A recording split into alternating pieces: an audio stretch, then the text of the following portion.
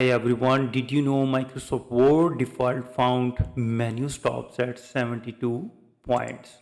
You can select it and go to the 72. But that is nowhere near the actual limit. You know that the absolute maximum font size in Microsoft Word is actually 1638 points. So to set it, you need to select the text and you can't use the drop down menu. So instead that you just need to click directly inside the font size box and type 1638 and hit enter.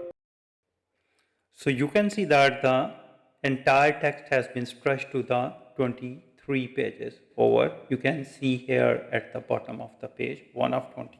Moreover, if you want to scale it down, you need to use the control key and open the bracket key.